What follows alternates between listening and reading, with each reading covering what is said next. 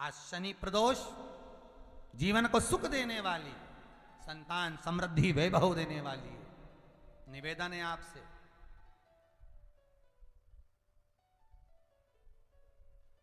सूर्य अस्त का समय हो, प्रदोष का समय, प्रदोष काल शाम के समय पर कटोरी में सरसों का तेल ले लीजिए। शंकर के शिवलिंग पर किसी मंदिर में जाकर सरसों का तेल शिव पर चढ़ाएं।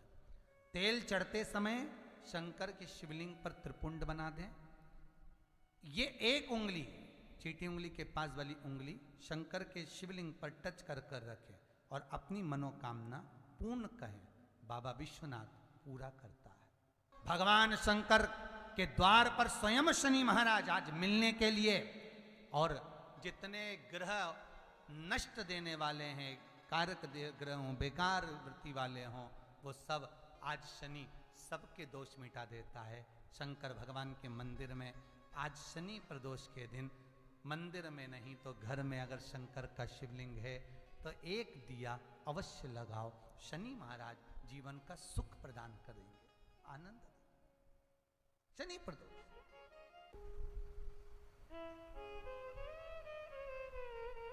एक बार दुर्वासा ऋषि राम जी के आ गए और अयोध्या में आकर कहा मुझे राम जी से मिलना है। राम बाबा के सामने पहुंच गए और राजा राम जी के सामने पहुंचकर दुर्वासा बाबा ने राम जी से कहा मुझे आपसे अकेले में बात करना है, इस लक्ष्मण को हटा दीजिए। भगवान राम ने लक्ष्मण को खड़ा कर कर रखा। दुर्वासा जी फिर बोले आप और मेरी बात होना है, लक्ष्मण को यहां जितने हैं ये सब चले जाएं। और सुनो महाराज, यदि आपकी और मेरी बात के बीच में कोई आ जाता है तो उसका आपको त्याग करना पड़ेगा, ये विचार कर लीजिए। मेरे राम जी महाराज ने यही विचार किया। ठीक है लक्ष्मण जाओ, पूरा महल खाली कर दो, मेरा कक्ष खाली कर दो। और सुनो लक्ष्मण, इस कक्ष में फिर कोई प्रवेश नहीं करना चाहिए। जब तक मैं दुर्वासा ऋषि से बात कर रहा हूं इस बीच में कोई ना आवे। लक्ष्मण जी चले गए, दरवाजे पर पहरेदारी करने लगे।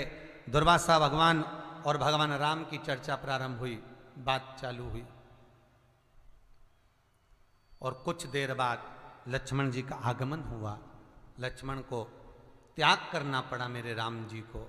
और दुर्वासा ऋषि कहने ही ये आए थे कि अब तुम्हारी लीला समाप्त करो और गौलोक धाम वैकुंठ के लिए तुम चलो, बोलने यही आए थे। और दुर्वासा है कौन? दुर्वासा है कौन आखिर? देवर्षि नारद भ्रमण करते करते एक बार माता लक्ष्मी के पास पहुंच गए और माता लक्ष्मी से कहा मां बहुत तेज भूख लगी है, कुछ लेकर आइए ना। माता मोतीचूर का लड्डू ला कर दे दी और माता ने मोतीचूर का लड्डू ला कर दिया तो नारद जी ने खाया। और खाते सी नारद जी बोले मैया लड्डू तो अनसुईया जी के घर का था, लड्डू क्या जोरदार बनाती है अनसुईया मैया, पर तेरे लड्डू में स्वाद नहीं आया। अब तो लक्ष्मी जी के कांटे से खून नहीं, लक्ष्मी जी के बता लड्डू 4 खा गया और कह रहा बताओ कि लड्डू में स्वाद नहीं। ठीक है, तो लक्ष्मी जी ने पूछा ये अनसुईया कौन है?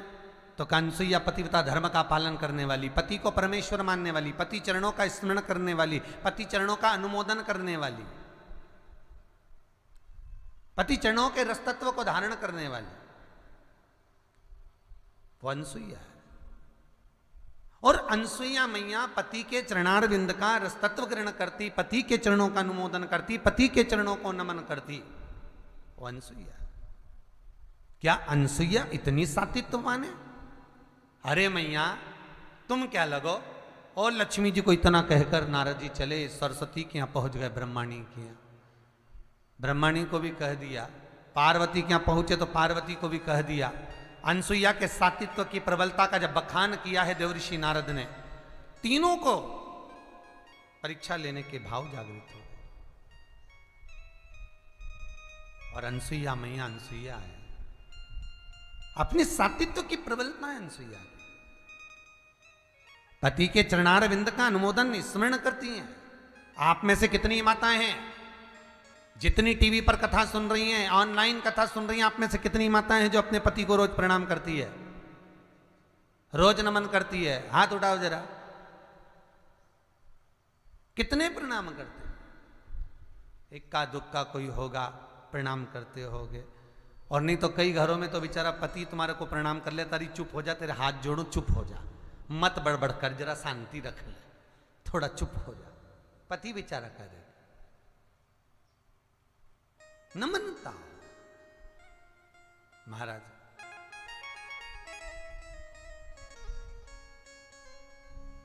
अब अनसुईया मैया पतिव्रता धर्म का पालन करने वाली, पति को परमेश्वर मानने वाली, पति चरणारविंद का अनुमोदन करने वाली, और तीनों देवियों ने अपने अपने पतियों से कह दिया। लक्ष्मी ने भगवान विष्णु से, ब्रह्माणी ने ब्रह्मा से, पार्वती ने शिव से कहा जाकर परीक्षा लीजिए, और नग्न अवस्था में परीक्षा लेना। नग्न अवस्था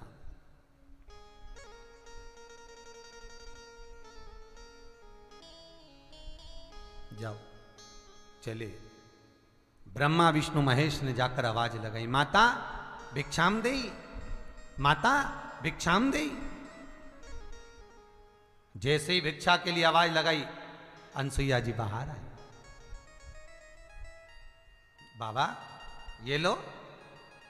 तीनों देवता जो ब्राह्मण के रूप में थे, उन्होंने कहा भिक्षा ऐसे नहीं लेते, वस्त्र उतार कर आओ, नग्न अवस्था में आओ। अनसुईया जी कहती हैं, बाबा किसी पर पुरुष के आगे नारी कैसे वस्त्र विहीन आ सकती है? बाबा कहते हैं, माता भिक्षा तो हम ऐसे ही लेंगे, अगर आप भिक्षा नहीं दोगी तो हम भूखे रह जाएंगे, और हमारे भूखे रहने का दोष आपको लगेगा, भिक्षा दीजिए। अनसुईया जी अंदर गई, आंत ऋषि के कमंडल का जल लेकर आई। अगर मेरा सातित्व पक्का है, मैंने पति की सेवा परमेश्वर मानकर करी है, तो ये तीनों की तीनों बच्चे हो जाएं, बालक हो जाएं। और जल छोड़ दिया, और ब्रह्मा विष्णु महेश 1.5 महीने के हो गए, और छोटे छोटे होकर उन अनसुईया जी ने गोदी में उठा लिया, उनकी झोली में थोड़ा थोड़ा सा अनाज दे दिया, विश्वकर्मा जी का ध्यान करा, पलना बनवाया चंदन का, रेशम की डोरी लगाई, और अनसुईया जी उनको झुला रही थी। इतने में अंत ऋषि आ गए, और अंत ऋषि ने आकर पूछा, अनसुईया ये किनके बच्चे हैं? अनसुईया जी कहती है, महाराज सब अपने। अंत ऋषि बोले, अभी स्नान करने गया था तो एक भी नहीं था। अनसुईया जी बोली, भगवान जब देता है तो छप्पर फाड़ कर देता है। अरे अनसुईया बताना ये बच्चे कहां से लाई है? अनसुईया जी ने सारा चरित्र सुना दिया। अंत ऋषि भी खुश हो गए, घर में 3-3 बच्चे आ गए।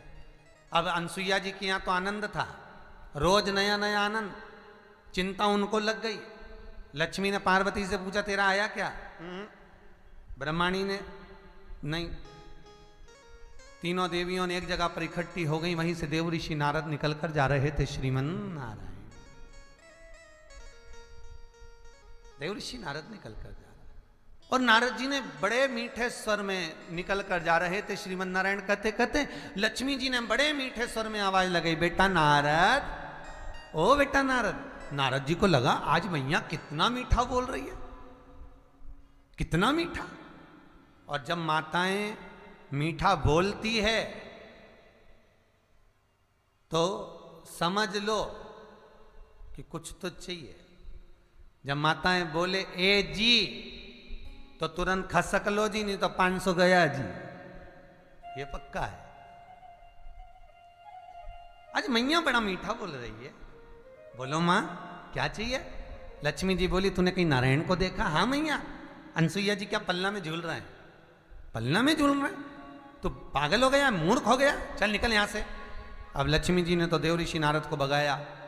इतने में ब्रह्माणी ने पूछा तो कहा, पलना में झूल रहे हैं। पार्वती पूछती है, मेरे पति को तो कोई किडनैप भी नहीं कर सकता, मेरे पति को तो कोई पकड़ भी नहीं सकता, बोल नारद मेरे पति कहाँ हैं? नारद जी बोले, पलने में झूल रहे हैं। जैसे ही सुना, देव ऋषि नारद के सम्मुख में तीनों देवियां खड़ी होकर पूछती, हम हमारे पति को कैसे लेकर आए? नारद जी बोले, जैसे तुम्हारे पति मांगने गए थे ऐसे तुम भी चली जाओ। तीनों देवियों ने ब्राह्मण की स्त्री का रूप बनाया, तीनों एक जैसी तैयार होकर दरवाजे पर पहुंच गई। दरवाजा बंद था, आवाज लगाई, माता भिक्षाम देहि। और आवाज लगाने वाली कोई दूसरी नहीं थी। लक्ष्मी जी कहती है, मैं राजरानी में पटरानी में किसी के यहां भीख नहीं मांगूंगी, ब्रह्माणी कहती है मैं सरस्वती किसी के दरवाजे पर भिक्षा नहीं मांगूंगी। पार्वती जी कहती है मेरी दौलत तो मेरा पति है, मैं मांगूंगी चलो। और पार्वती ने दरवाजा बंद था और आवाज लगाई माता भिक्षाम देही। जैसे ही पार्वती जी ने आवाज लगाई, बीच में शंकर जी सोए थे पलने में, इधर विष्णु इधर ब्रह्मा। शंकर भगवान ने दोनों कोनी मार कर कहा मेरी तो आ गई, मेरी तो आ गई। भगवान विष्णु और ब्रह्मा बोले अकेले मत जाना प्रभु, जाएंगे तो तीनों साथ जाएंगे। शंकर भगवान से पूछा आप कैसे पहचान गए कि पार्वती आ गई? भगवान शंकर बोले मैं पार्वती की आवाज सुन लेता हूं, समझ जाता हूं कि मेरी है। आज भी एक पति और पत्नी को हजारों जनता के बीच में पंडाल में बिठा दो तो पहचान जाएंगे कि भेरू कहां बैठा है और जगदम्बा कहां बैठी है, तुरंत पहचान जाएंगे। कहीं पर भी बिठा दो आप पहचान। अनसुईया जी ने दरवाजा खोला। जब भगवान रोना प्रारंभ करे तो अनसुईया जी दरवाजा खोली, बाहर आई और बाहर आकर अनसुईया जी ने जैसे ही देखा क्या चाहिए तुमको? माता भिक्षा। भिक्षा में क्या चाहिए तुमको? माता अंदर जो सो रहे हैं पलने में वो हमारे पति हैं, हमें दे दीजिए। आइए पधारो।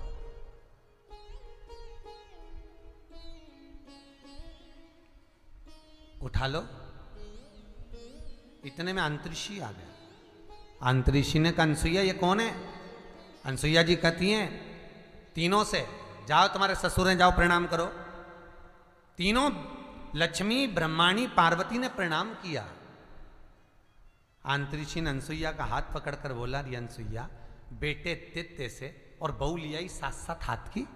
अनसुईया जी बोली महाराज कमाती हुए बेटे मिल जाते हैं तो बहुएं इनको लेकर अलग हो जाती हैं। हम माता पिता ने कैसे पाल पोस कर बड़ा करा ये हम जानती हैं, ये हम जानते हैं। इसलिए जाओ उठा लो जिसको जौन सा बेटा पति चाहिए, हर माल 2 रुपये अपना अपना छाट लो। अब लक्ष्मी जी छाट रही हैं, बदल बदल के उठा लिए। अनसुईया जी को लगा पहचान नहीं पाई पतियों को, पतियों को नहीं जानती। वापिस सुलवाया पलने में, हाथ में जल लिया। अगर मेरा सात्वित्व पक्का है, मैंने पति को परमेश्वर मानकर सेवा करी है, तो ये तीनों की तीनों बड़े हो जाएं। तीनों बड़े हुए, उनके अंश अवतार से, भगवान विष्णु के अंश अवतार से दत्त, ब्रह्मा के अंश अवतार से चंद्र और शिव के अंश अवतार से स्वयं दुर्वासा जी प्रकट हुए। और वही दुर्वासा भगवान राम के दरवाजे पर जाकर परीक्षा लेते हैं, वही दुर्वासा भगवान कृष्ण के दरवाजे पर जाकर परीक्षा लेते हैं। जिस समय द्वारकापुरी में भगवान निवास करते हैं, द्वारकापुरी में भगवान कृष्ण रहते हैं, उस समय पर दुर्वासा ऋषि स्वयं आते हैं, स्वयं। और दुर्वासा ऋषि ने आकर आवाज लगाई कोई मुझे मेहमान रख लो, कोई मुझे मेहमान रख लो। और देखो भाई मेहमान भी उसको रखा जाता है जो मन का अच्छा हो, जो मन का ठीक हो, जिसके भीतर कपट ना हो, जिसके भीतर छल ना हो, जिसके भीतर प्रपंच ना हो। और जिस मेहमान के भीतर कपट, छल, अहंकार, क्रोध सब भरा रहता है, वो मेहमान सुहाता ही नहीं, वो मेहमान नहीं सुहाए। देखो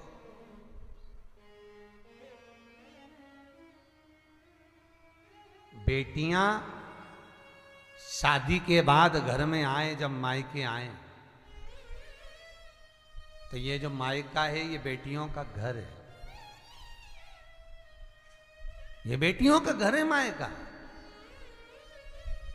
कई बेटियां कहती हैं कि हम पराये से लगते हैं, पराये से हम लगते नहीं, तुम पराया बनाने का प्रयास करती हो।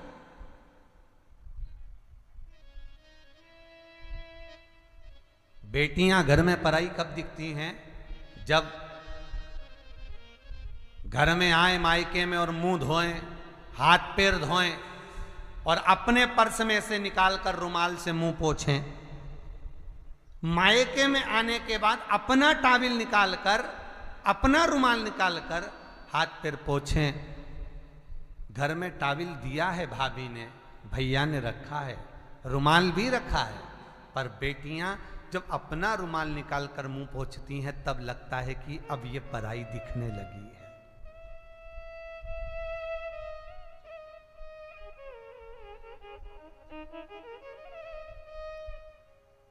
रसोई घर में आकर बेटियां जब कहें मम्मी चाय बना लूं क्या, मैं भाभी मैं चाय बना लूं क्या, तब लगता है कि बेटियां पराई लगती हैं। तुम अपने घर को अपना घर नहीं समझ रही हो और तुम्हें महसूस होता है कि अब हमारा नहीं रहा तो आप स्वतः ही पराई समझने लगती हो। नहीं,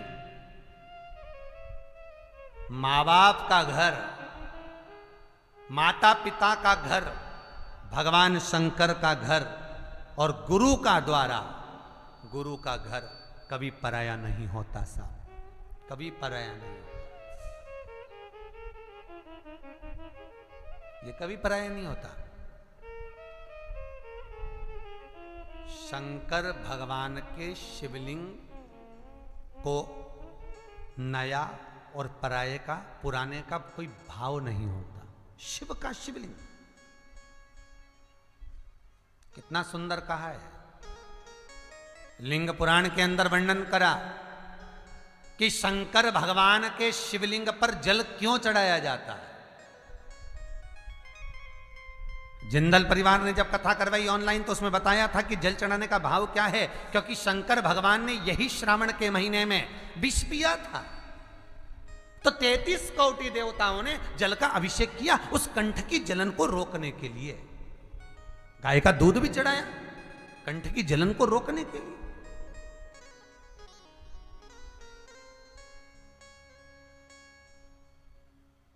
कल एक प्रश्न था, बड़ा सुंदर प्रश्न था व्हाट्सएप पर, किसी कॉलेज के लड़के ने लिखकर भेजा था, कृपया गुरुजी से पूछकर बताएं कि सबसे ज्यादा दूध श्रावण के महीने में ही शंकर भगवान पर क्यों चढ़ता है, उसका वैज्ञानिक कारण क्या है। भैया आप कथा सुन रहे हैं, बहुत प्रेम से सुन रहे हैं, इसकी मुझे खुशी है, प्रसन्नता है। श्रावण के महीने में शंकर भगवान पर गाय का दूध सबसे ज्यादा इसलिए चढ़ता है क्योंकि गाय हरा चारा खाती है।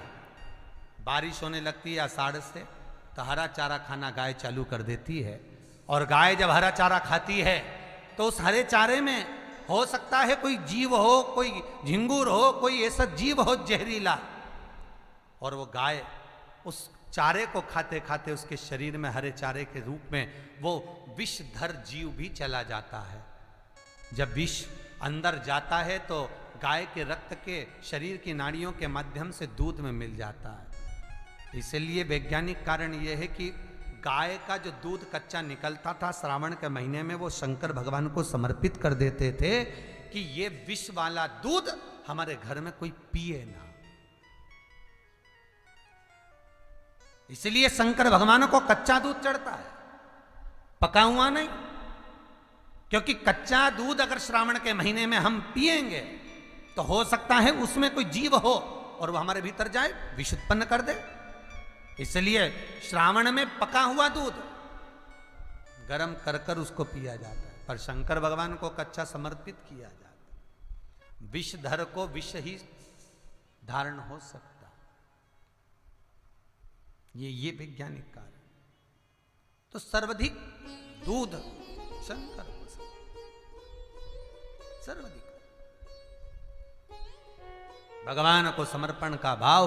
तो यहां शिव महापुराण की कथा कहती है, एक भगवान शंकर के लिंग में, लिंग महापुराण कहती शिव जी के शिवलिंग के अंदर कोटि ब्रह्मांड का तेज पुंज, सूर्य का तेज, चंद्र का तेज उसमें विराजमान रहता है।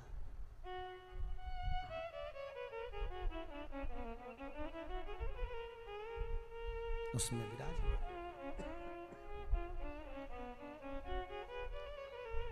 सारा तेज पुंज उस लिंग के अंदर विराजमान है।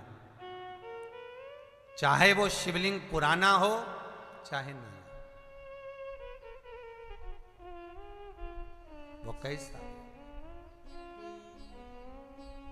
शिवलिंग का एक बार रुद्र अष्टाध्यायी से अगर अभिषेक हो जाता है, शिवलिंग का एक बार अभिषेक यदि हो गया तो वो शिवलिंग सिद्ध हो गया, उस शिवलिंग की सिद्धता हो।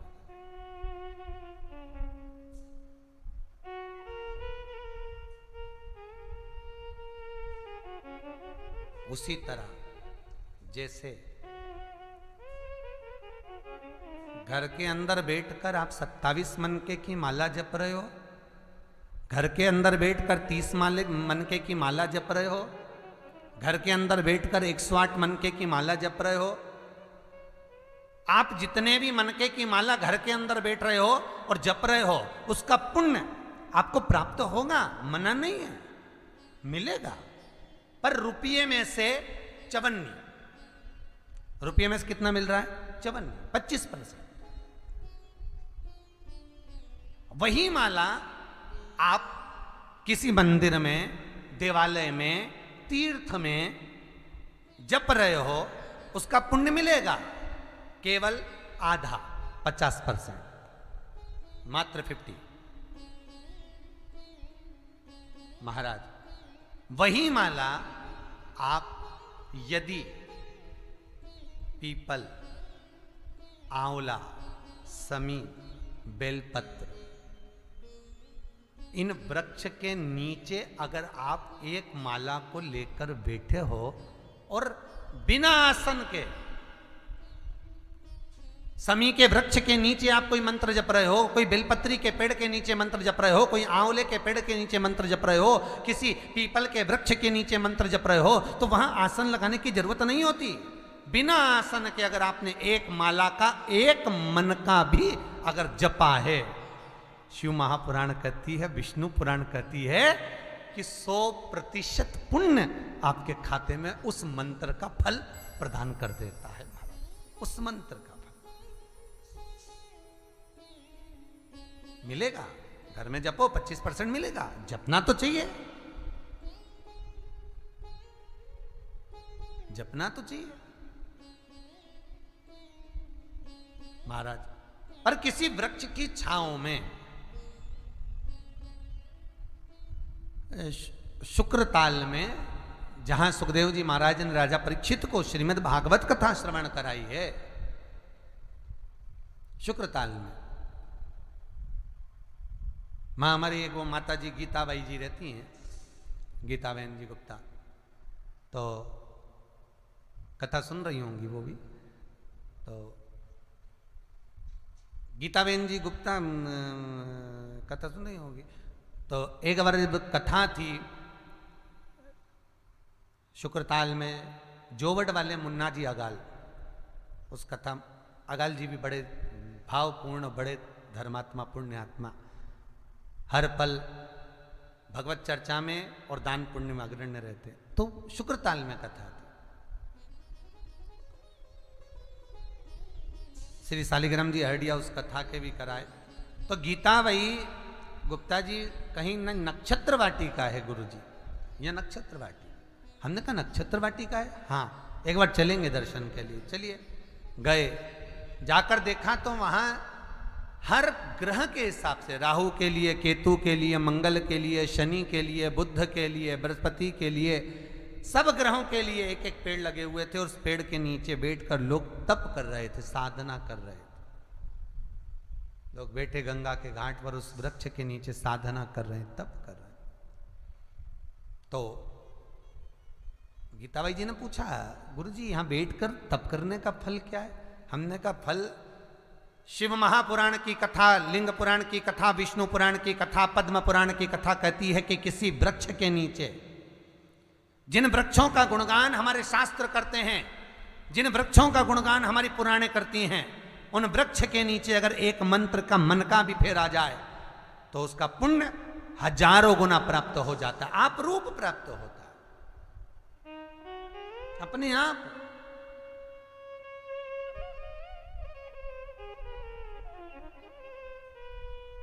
आप जिस पुण्य को करना चाह रहे हैं, मेरा बहुत निवेदन है महाराज, बहुत प्रयास करा करो, प्रयास करना। अगर हाथ के मनके की माला भी नहीं हो और किसी पीपल के पेड़ के नीचे 15 मिनट बैठने का मौका मिल गया, आंवले के वृक्ष के नीचे 5 मिनट बैठने का मौका मिल गया, किसी आंवले के वृक्ष के नीचे आप 5 मिनट बैठे हो, ओम नमो नारायण का मंत्र का स्मरण कर लो, ओम नमो भगवते वासुदेवाय का जाप कर लो, बस उसका फल चौगुना हजारों गुना प्राप्त हो जाता है। शमी के पेड़ के नीचे बैठे हो, श्री शिवाय नमस्तुभ्यम का जाप करिए, चौगुना गुना फल मिलेगा, 1000 गुना फल। बेलपत्री के पेड़ के नीचे गए हो, ओम नमः शिवाय ओम का जाप करिए, फल मिलेगा।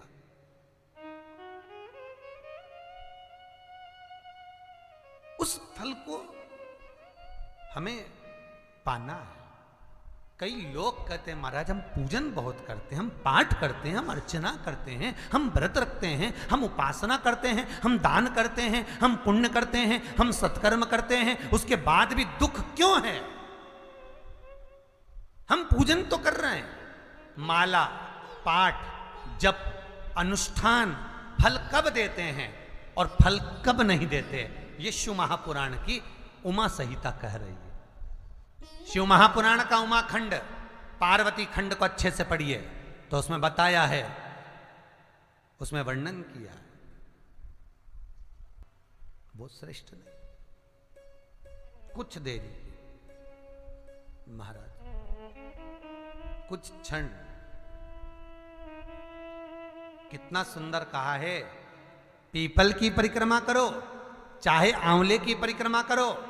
जिंदल परिवार जब कथा कराया था तो उसमें वर्णन करा था। अभी राव परिवार की जो कथा चल रही है इसको भी ध्यान से सुनते हुए, कथा को बहुत उतारना जीवन में। परिक्रमा करते समय हम अपने हाथ में कुछ मन का रखते हैं, हम अपने हाथ में चिरौंजी का दाना रखते हैं, हम अपने हाथ में कुछ मूंगफली का दाना रख लेते हैं, हम अपने हाथ में कोई टॉफी रख लेते हैं, हम अपने हाथ में कुछ मिश्री का दाना रख लेते हैं। क्यों? उसका कारण है कि परिक्रमा डायरेक्ट लगाएंगे, लगाते जाएंगे तो फल नहीं मिलेगा, पर परिक्रमा लगाकर जब सामने आए और थोड़ा सा सामान डालेंगे, डालने के लिए रुकना पड़ेगा, रुकेंगे तो दूसरी परिक्रमा का फल मिलेगा।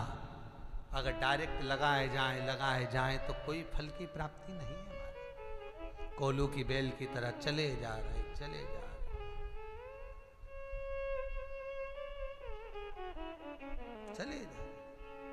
मेरा एक निवेदन हमेशा रहा है, आज फिर करूंगा निवेदन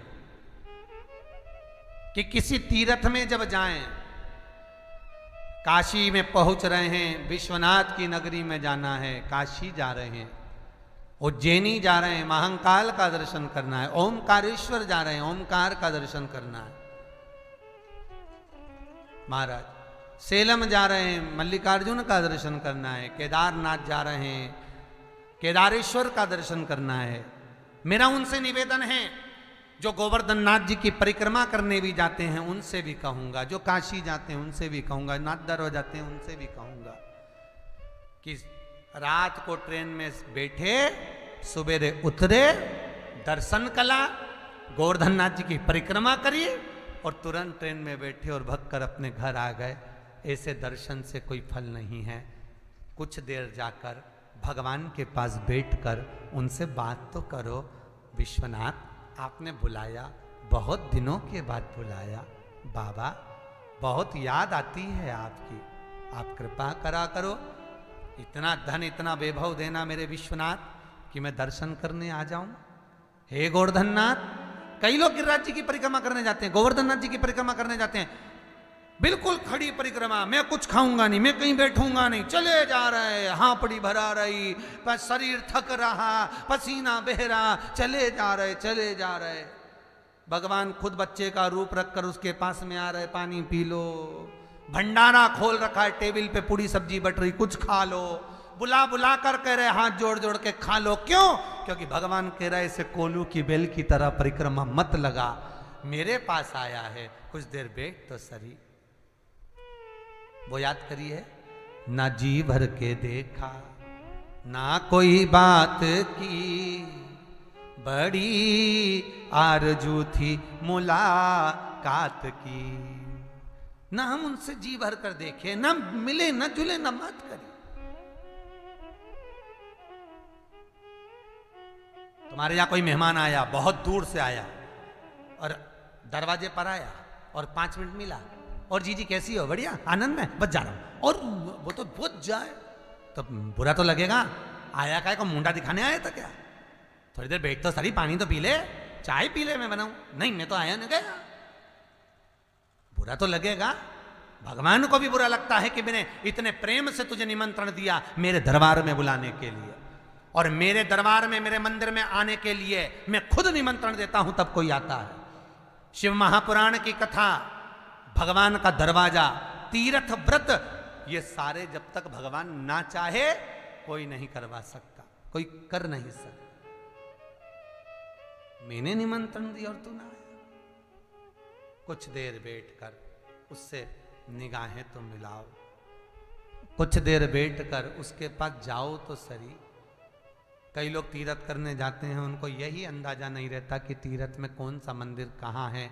फिर बाद में फोन लगा के पूछते हैं, गुरुजी वो पांडुकेश्वर कहाँ पर है? अरे भैया, बद्रीनाथ जाते हैं तो ड्राइवर से बोलो कि पांडुकेश्वर आए तो रोक गाड़ी। रोकेगा? गाड़ी से नीचे उतरो, सामने राइट में देखोगे तो पांडुकेश्वर का मंदिर है थोड़ी नीचे पे। विश्वास रखकर शंकर के द्वार का एक कतरा मात्र भी जीवन का कल्याण कर देता है, क्योंकि उसकी भस्मी में भी करोड़ों का धन छुपा होता है। बस बखान क्या करूं मैं राखों के ढेर का,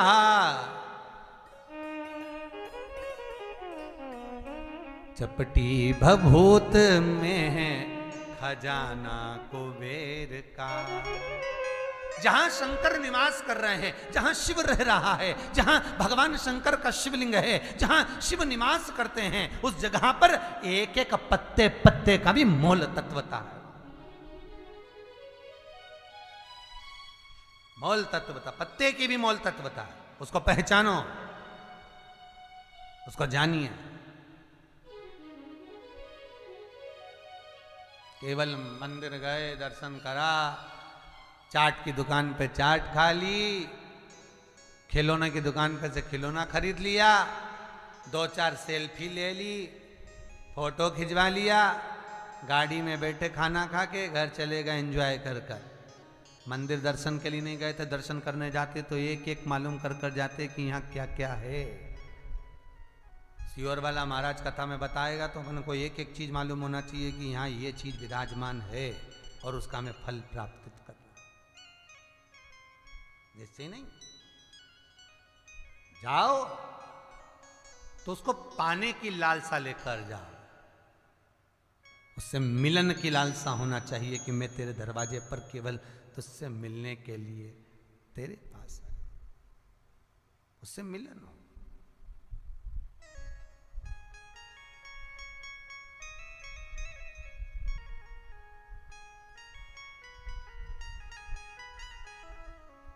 बस उसको पाने की जब लालसा बढ़े, उसको पाने की जब ललकता बढ़े तो सुख का अनमोल हो।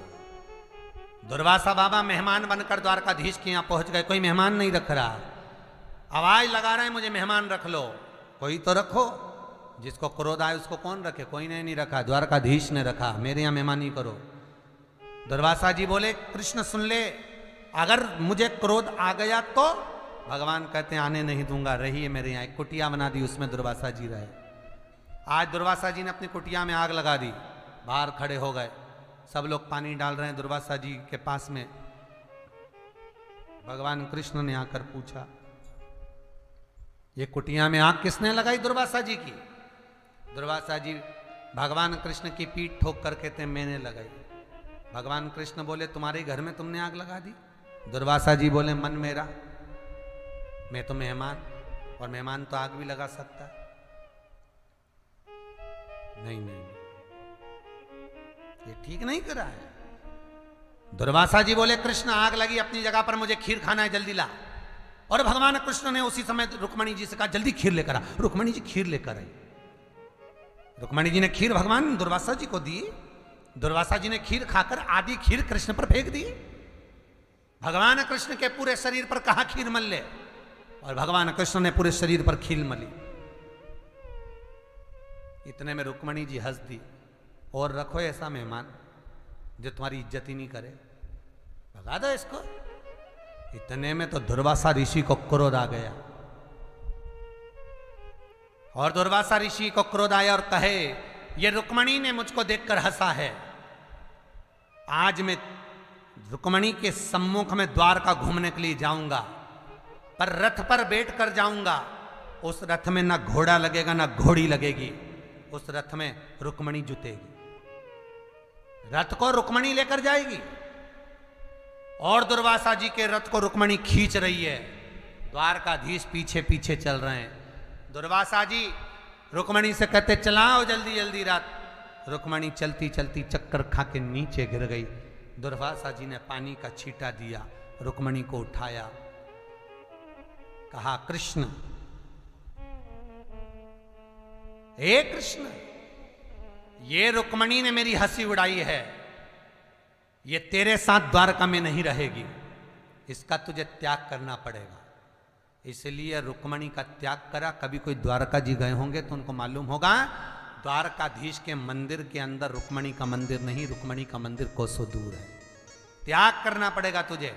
और सुन कृष्ण, मैंने तुझे खीर नहीं कवच दिया था। ये शंकर जब भी देता है तो कुछ अच्छा ही देता है।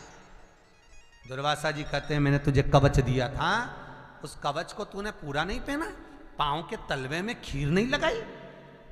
कृष्ण कहते हैं, गुरुदेव, हे भोलेनाथ, ब्राह्मण संत की खाई तो प्रसादी हो जाती है, प्रसाद को पांव में कैसे लेता, इसलिए तलवे में नहीं लगाई है।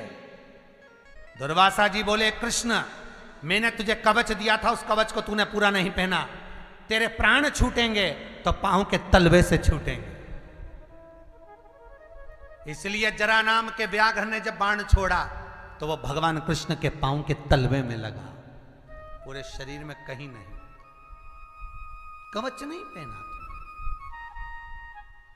कवच धारण नहीं करा तुम। महाराज, दुर्वासा जी का अवतार ही शंकर का है। अगर जन्म देने वाला है तो शिव है, और मृत्यु देने वाला भी है तो शंकर ही है। जन्म, मरण और परण, ये तीन शंकर के हाथ।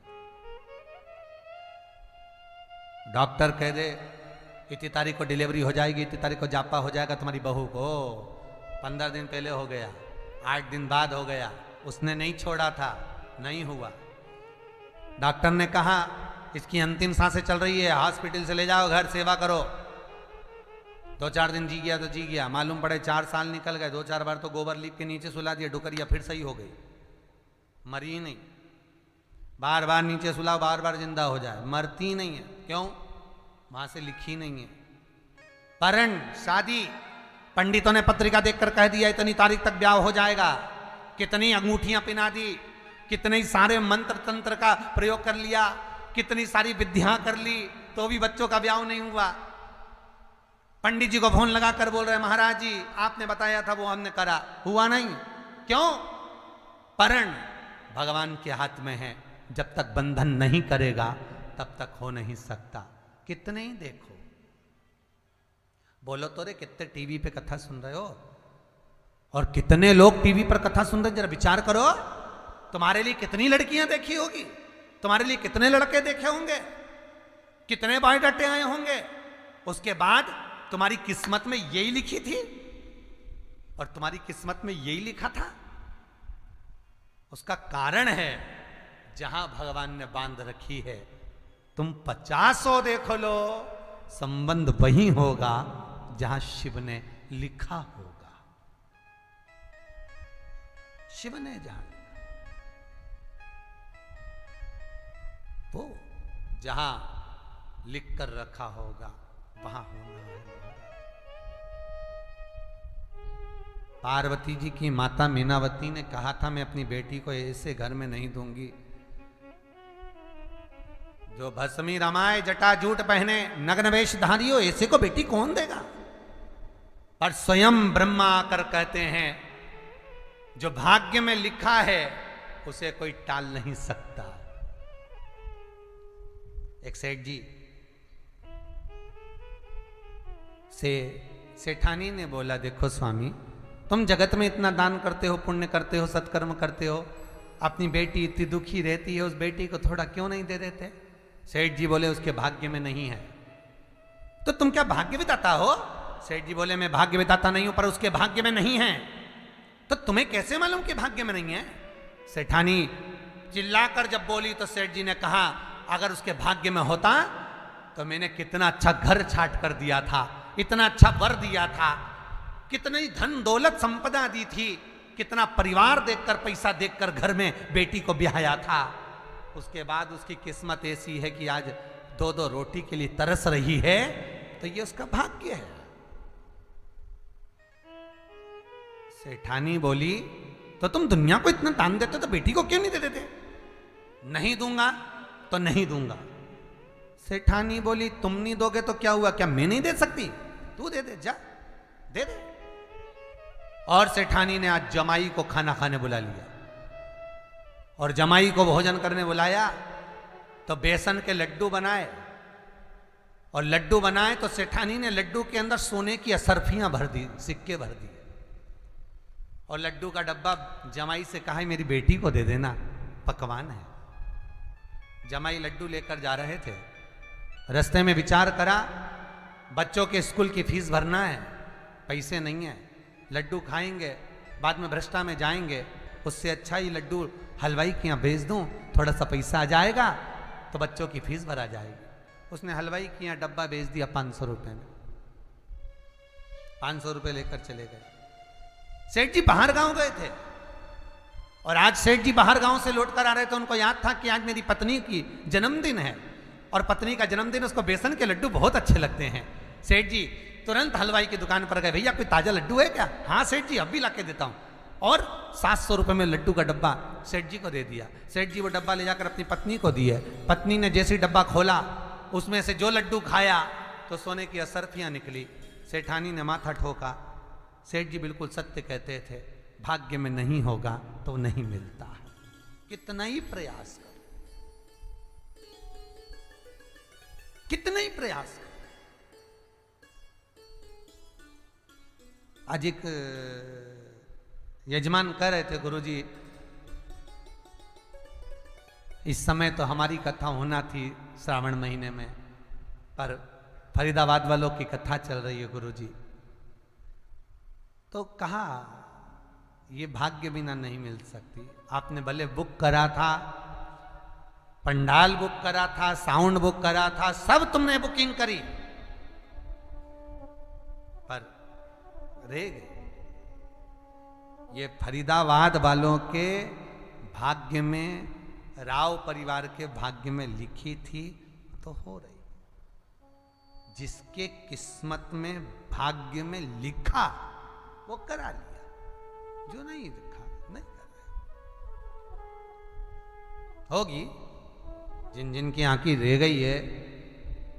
कथाएं इतनी सारी मार्च से लेकर की, जो अभी तक का क्रम है और आगे का भी कुछ नहीं कह सकते। जो कथाएं कैंसिल होती गई हैं वो आगे होगी, जब बाबा विश्वनाथ कृपा करेगा, शंभू कृपा करेगा, तब होगी। तो जन्म मरण परण तीन शंकर के हाथ में है। जन्म देने वाला भी भोलेनाथ है, जन्म वो देता है। मरण देने वाला, मृत्यु देने वाला भी वही है। वो कहेगा तब मृत्यु होगी। अकाल मृत्यु वो मरे जो काम करे चंडाल का, काल उसका क्या बिगाड़े जो भक्त हो महाकाल। शंकर देने वाला। परण विवाह, गुरुजी लड़की को मंगल है, गुरुजी लड़के को मंगल है, क्या करा जाए? कुछ मत करो। प्रदोष के व्रतों में वर्णन किया गया है कि रवि का प्रदोष, भौम का प्रदोष, मंगल का प्रदोष, बुध का प्रदोष, गुरु का प्रदोष, शुक्र का प्रदोष, शनि का प्रदोष।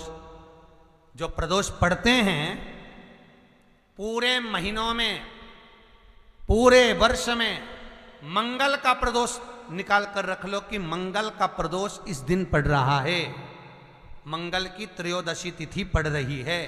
प्रदोष व्रत मंगलवार का पड़ रहा है। और जिन लड़का लड़की को मंगल होते हैं, जिन कन्या और वर को मंगल होते हैं, केवल शंकर भगवान के मंदिर में जाकर चौमुखी दिया, 4 बत्ती का दिया आटे का, उसमें घी डालकर लड़की शंकर भगवान के मंदिर में मात्र 7 बार शंकर पे से उतार कर, 3 बार स्वतः उतार कर शिव के मंदिर में रख देती है। उसका मंगल आड़े आता ही नहीं है और वो लड़की का विवाह मात्र 3 महीने के अंदर लड़के लड़की का विवाह पक्का हो जाता। मंगल नहीं आता सामने। मंगल प्रदोष व्रत का इतना महत्व है महाराज। ये प्रदोष व्रत होता क्या है? प्रदोष व्रत का महत्व क्या है? शिव महापुराण की कथा कहती है, शंकर भगवान का प्रदोष का व्रत, अर्थात चंद्रदेव को जो क्षय रोग हो गया, बीमार पड़ गए, शरीर गलकर नीचे गिरने लगा, तब देव ऋषि नारद ने भगवान चंद्र को शंकर भगवान के पूजन का विधान बताया। और पूजन करते करते त्रयोदशी तिथि आ गई। जिस त्रयोदशी के दिन चंद्रदेव ने सुबह से शाम तक कुछ नहीं खाया। शाम के समय सूर्य अस्त के पहले चंद्रदेव ने स्नान किया, श्वेत वस्त्र धारण करे, और श्वेत वस्त्र धारण कर कर चंद्रदेव शंकर के शिवलिंग की पूजन करने बैठ गए। शंकर भगवान के शिवलिंग की पूजन जब चंद्रदेव ने करी, हाथ में अक्षत लेकर चंद्रदेव ने शंकर को समर्पित करे, ओम उमापति नमः कहकर जब चंद्रदेव ने शिव को समर्पित करे, भगवान शंकर त्रयोदशी के दिन प्रदोष समय में, प्रदोष काल में प्रकट हो गए और प्रकट होकर बोले, ऐ चंद्र, तुमने आज मेरा अनुरोधन किया है, आज मेरा स्मरण किया है, जाओ आज त्रयोदशी के दिन प्रदोष काल में मैं तुम्हारे शरीर को स्वस्थ करता हूं। तब से ये प्रदोष व्रत प्रारंभ हुआ है महाराज। किसने करा है प्रदोष व्रत? भगवान विष्णु ने करा था। जब घोड़े का मुंह लगा, हयग्रीव अवतार, लक्ष्मी जी हंस दी थी तो घोड़े का मुंह भगवान विष्णु का लगा, तब भगवान विष्णु ने प्रदोष व्रत करा था। भगवान विष्णु प्रदोष व्रत 11, 26 एक प्रदोष का महत्व, एक एक प्रदोष शंकर भगवान का मिलन बिंदु है प्रदोष। अभी अपन आगे सुनेंगे शनि प्रदोष की भी महत्वता।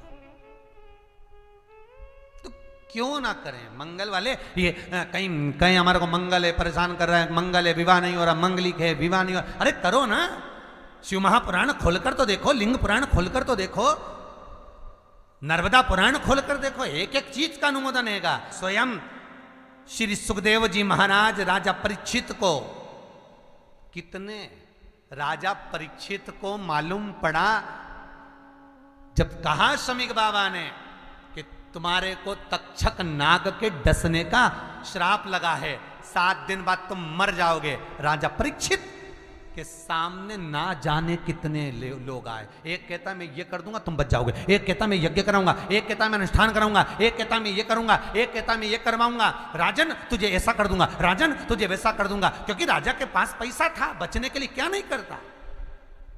और आखिरी में घूमता घूमते राजा परीक्षित सुखदेव जी की शरण में गंगा जी के घाट पर पहुंच गए। सुखदेव जी ने कहा मैं ये नहीं कहता कि बचा लूंगा, मैं ये नहीं कहता कि तेरे प्राण बच जाएंगे, मैं ये नहीं कहता कि तुझे वैकुंठ मिल जाएगा, मैं ये नहीं कहता कि तू जीवित रह जाएगा, मैं ये नहीं कहता कि सर्प का जहर उतर जाएगा। सुखदेव जी कहते हैं मैं इतना जरूर कहता हूं कि तू अगर भगवान की भक्ति में रम गया तो सर्प भी डसेगा तो भान नहीं होगा, और ये पक्का कहता हूं कि 7 कुल को तार देगा। और वही परीक्षित ने करा, भगवत भजन में लग गया। फिर कब सर्प आया, कब डसा, कुछ भान परीक्षित को नहीं था। शिव महापुराण भी यही कहती है, स्वयं स्वतः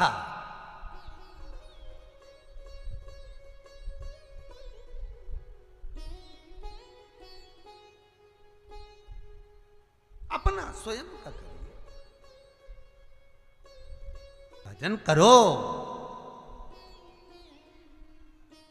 मंगल है, राहु है, केतु है, दशा बेकार चल रही है, लक्ष्मी नहीं आ रही, कष्ट बहुत है, फैक्ट्रियां नहीं चल रही, कहीं मत जाओ, मेरे शिव की शरण में जाकर एक बार शिव महापुराण को पूरी सुनो और उसमें जो जो उपाय बताए गए हैं, हम ये नहीं कहते कि हम कुछ कर देंगे, हम ये नहीं कहते कि हमारे पास कोई विद्या है।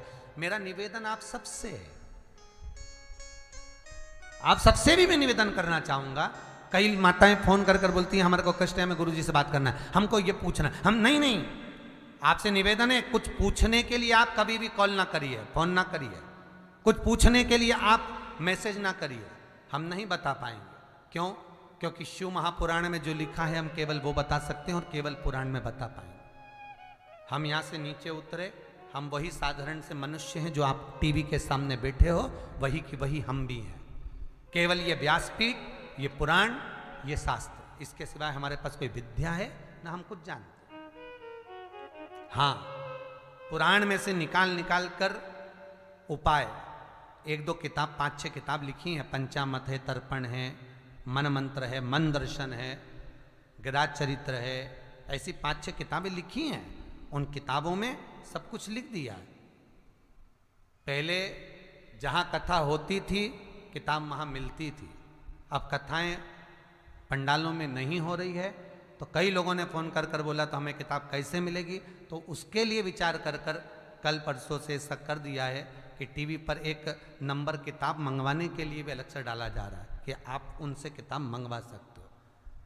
पर वो हमारी संस्था के ऊपर नहीं, हमने उसमें नंबर दे दिया कि आप इनसे किताब मंगवा लो, आपको इन किताब प्राप्त हो जाएगी, मिल जाएगी। उसमें उपाय लिखे, करो, खुद करो, दूसरे से नहीं। पर जो बार बार पूछने के लिए फोन लगाएं कि हमें गुरुजी से ये पूछना है, हमें हम जो बता दिए शिव महापुराण में, बस पुराण के अलावा कुछ नहीं, शास्त्र के हटकर कुछ नहीं बोलेंगे। जो शास्त्र सम्मत है, स्कंद पुराण में, विष्णु पुराण में, नर्मदा पुराण में, लिंग पुराण में, शिव महापुराण में, भविष्य पुराण में जितनी जितनी बातें लिखी होती है उसको छाट छाट कर लेकर आते हैं, आपको बता देते हैं कि आप ये कर लो, उससे फायदा मिल जाएगा। कोई ज्योतिषी नहीं, कोई कुछ नहीं, बस केवल भजन करो, शंकर का अनुमोदन करो और विश्वास रखो शंकर पर, तो किसी को 1 रुपया देने की जरूरत नहीं पड़ेगी। भजन करो, विश्वास शंकर पर रखना, जन्म मरण और परण वो देगा, सुख वो देगा, समृद्धि वो देगा। जिसके घर में बहु रिद्धि सिद्धि हो, जिसके घर में अमोद और प्रमोद पोते हो, जिसके घर में शुभ और लाभ दरवाजे पर बेटे बनकर विराजमान होते हो, जिसके घर में स्वयं अखंड सौभाग्य देने वाली पार्वती हो, जिसके घर में लक्ष्मी देने वाली लक्ष्मी बेलपत्र के पेड़ के नीचे झाड़ू लगाती हो, जो स्वयं सरस्वती को स्वर प्रदान करता है, वो शंकर है। जब सब कुछ उसके पास में है, कुबेर का खजाना वो चोर को दे देता है, जब सर्वस्वता उसके पास है, तो आप इधर उधर डोलते क्यों हो? क्यों डोलो? उस पर विश्वास रखो। वो शंभु, वो शंकर, वो त्रिकालदर्शी, वो कैलाशी, वो अविनाशी सुख देगा, आनंद देगा। पाने का तरीका केवल उसको रिझाओ। जो मंदिर आपसे दूर हो, जिस मंदिर में कोई नहीं जाता, जिस मंदिर में कोई दिया तक नहीं लगाता, उस मंदिर में तुम जाओ और उस मंदिर में एक दिन जाकर प्रकाश कर कर आना, एक बार दिया जला कर आना, मंदिर की सफाई करी आना, शंकर जी पे जल चढ़ाकर उनको स्नान कराकर, कोई पत्ती पेड़ पौधे की पास में हो तोड़ के चढ़ाए आना। 2-4 बार कर कर देखना कितना शांति, कितना धीरज, कितना आनंद, कितनी समृद्धि, कितनी लक्ष्मी मिलती है। तुम करोगे तुम्हारा पेट भराएगा, हम करेंगे हमारा पेट भराएगा। स्वयं करिए। और बाबा विश्व